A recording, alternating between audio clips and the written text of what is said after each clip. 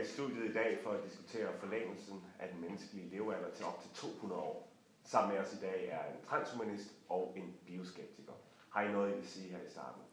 Vi mener selvfølgelig, at det skal være en mulighed for mennesket at kunne leve i længere tid, om det så er 200, 300, 400 eller for evigt.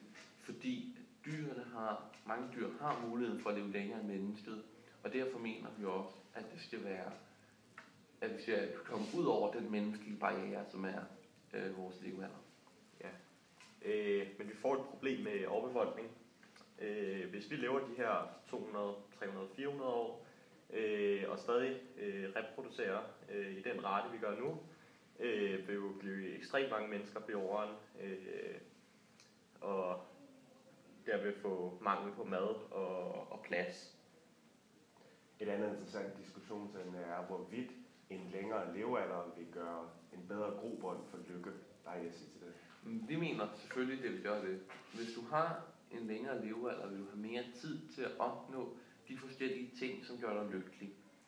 Og derved så vil du kunne opnå flere ting, som gør dig lykkelig. For eksempel at se verden eller på din grænser af. Og derfor vil du blive mere lykkelig til slut. Derfor mener vi selvfølgelig igen, at det er et godt argument for en forlænget levealder. Men den her forlængede levealder vil jo også,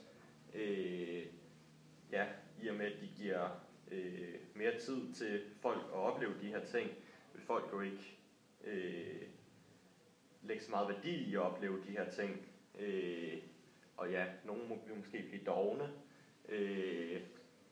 og ikke have lyst til at lave de her ting lige så meget.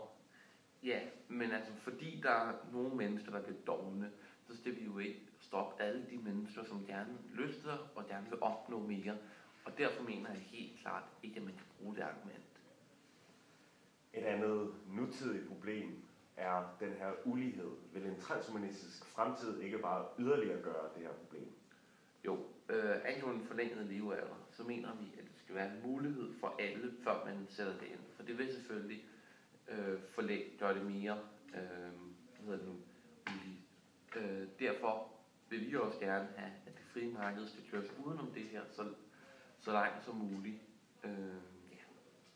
Ja, men det vil jo ikke komme helt udenom det frie marked. Og for de folk, der ikke har lyst til det her, på grund af dem, der har tænkt sig at gøre det, vil det ligesom blive et krav for dem, at de gør det her, da de bedre vil konkurrere med dem, der tager valget. Tak for en meget interessant diskussion.